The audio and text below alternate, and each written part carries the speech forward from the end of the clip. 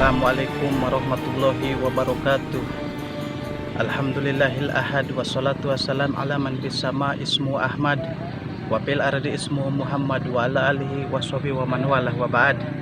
Yang saya cintai, yang saya muliakan Bapak Dekan daripada Fakultas Usuluddin beserta Bapak Kaprodi IAT Dr. Eva Nugraha beserta seluruh mahasiswa tafsir hadis, mudah-mudahan Allah muliakan. Saudara-saudara, Rasulullah SAW bersabda, "Ya Ibnu Mas'ud, julusuka sa'atan bi majlisil ilmi la tamussu qalaman wa la taktubu harban khairul laka min tisqi alfi raqabah."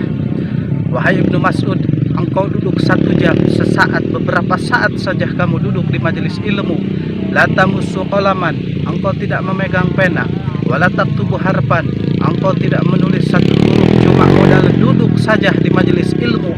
Itu lebih baik, itu lebih mulia, itu lebih utama daripada engkau memerdekakan 1000 orang budak. Saudara-saudara, memerdekakan 1 orang budak itu fadilahnya kelak di akhirat. Seluruh a'dha, seluruh jawareh, seluruh anggota tubuh akan merdeka dari nerakanya Allah. Itu memerdekakan 1 orang budak. Bagaimana kalau memerdekakan 1000 orang budak, sedangkan duduk di majelis ilmu itu lebih utama daripada engkau memerdekakan 1000 orang budak. Oleh karenanya saudara-saudaraku sekalian, rajin-rajinlah kita duduk di majelis ilmunya Allah, apalagi di bulan suci Ramadan ini. Bulan yang dimana kita diwajibkan untuk berpuasa, bulan dilipat gandakan amal, bulan turunnya Quran, bulan yang dimana ibadah sunnah di bulan tersebut sama seperti ibadah wajib di bulan yang lain. 1 kali ibadah wajib di bulan tersebut sama seperti 70 kali ibadah wajib di bulan yang lain. Bulan yang dimana ketika Rasulullah SAW pulang dari perang, beliau berkata kepada para sahabat, "Roja'na min jihadil asghar ila jihadil akbar."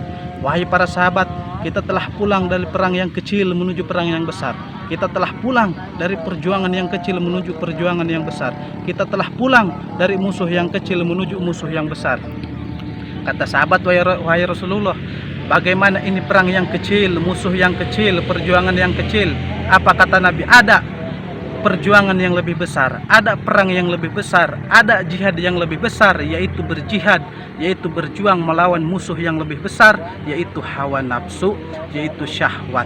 Saudara-saudara, hawa nafsu adalah musuh yang lebih besar daripada iblis. Hawa nafsu adalah musuh yang lebih besar daripada orang kafir. Hawa nafsu adalah musuh yang lebih besar daripada orang-orang munafik. Kenapa? Karena letaknya hawa nafsu, letaknya syahwat terdapat pada diri kita. Oleh karenanya, ketika Allah ciptakan akal, akal langsung mengakui Allah sebagai Tuhannya. Tetapi ketika Allah ciptakan nafsu, ketika Allah ciptakan syahwat, Allah berkata, "Man ana wa man anta." Apa kata nafsu? Ana wa anta. Saya, kamu. Tidak ada hubungan saya dengan kamu, ya Allah.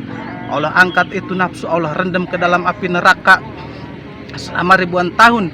Allah angkat kembali itu nafsu, Allah tanya, gitu lagi jawabannya, ana wa anta. Nafsu tidak mau mengakui Allah sebagai Tuhannya. Terakhir Allah angkat itu nafsu, Allah rendam itu nafsu ke dalam api neraka yang membuat bisa lapar. Baru beberapa saat itu nafsu berkata, "Ya Allah, aku bersaksi engkau adalah Tuhanku dan aku adalah hambamu. Ribuan tahun kau taruh aku dalam neraka yang panas, aku sanggup, aku kuat. Tetapi neraka ini, neraka yang membuat lapar, aku tidak sanggup, aku tidak kuat, ya Allah." Oleh karenanya bulan Ramadan adalah bulan bagi kita untuk berpuasa dan untuk menundukkan hawa nafsu. Tuba liman kana agruhu amiro wa hawa'u asiro, fawailul liman kana agruhu asiro wa hawa'u amiro. Sungguh beruntung, sungguh berbahagia bagi orang-orang yang akalnya menjadi raja sedangkan nafsunya menjadi budak, dan sungguh celaka bagi orang-orang yang nafsunya menjadi raja, sedangkan akalnya menjadi budak. Saudara-saudara, kita manusia Allah ciptakan sempurna. Malaikat punya akal, gak punya nafsu. Nafsu punya, binatang punya nafsu, gak punya akal. Kita manusia sempurna.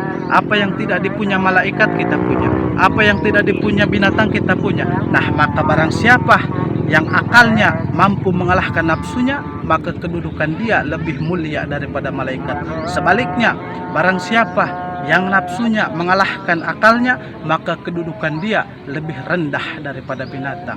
Di dalam qasidah Burdah disampaikan, an-nafsu katifli antu'mil husab ala wa birrogawin taftim hulan fatimi nafsu, syahwat itu bagaikan bayi yang menyusui. Kayak bayi yang lagi nyusu, kalau tidak kamu sapih, maka sampai kapanpun itu bayi akan menyusui. Jangan sampai kamu turuti kemauan nafsumu, jangan sampai kamu turuti kemauan syahwatmu. Jadikan nafsumu itu sebagai kendaraan, jadikan nafsumu itu sebagai hewan, sebagai binatang. Jangan sampai kamu dikendalikan oleh hawa nafsu. Kamu yang harus bisa mengendalikan kamu punya nafsu. Anna syahwata tusayyirul muluka abida wasobro yusayyirul abida muluka.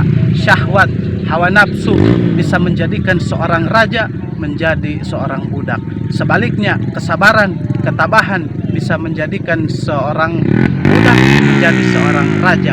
Oleh karenanya Ramadan adalah bulan bagi kita untuk melatih kesabaran, ketabahan, dan bulan untuk kita memerangi hawa nafsu. Lihat para ulama-ulama salaf terdahulu, Al-Imam Al-Habib Abdullah bin Abu Bakar Al-Idrus. Beliau berpuasa selama 2 tahun berturut-turut dan cuma berbuka dengan 2 butir kurma. Al-Habib Jain bin Ahmad Al-Habsyi, beliau selama bertahun-tahun cuma makan terigu dicampur minyak sapi. Itu makanan-makanan beliau. Untuk apa? Untuk membersihkan hati, untuk mensucikan jiwa, dan untuk menundukkan hawa nafsu. Mudah-mudahan kita semua menjadi hamba-hamba yang bisa menundukkan hawa nafsu dan mendapatkan keberkahan dari Allah di bulan suci Ramadan ini. Mungkin hanya sekian dari saya. Khairukum man ta'allamal Qur'an wa ta'allamahullah. Thayyib syukran wa la faminkum. Wassalamualaikum warahmatullahi wabarakatuh.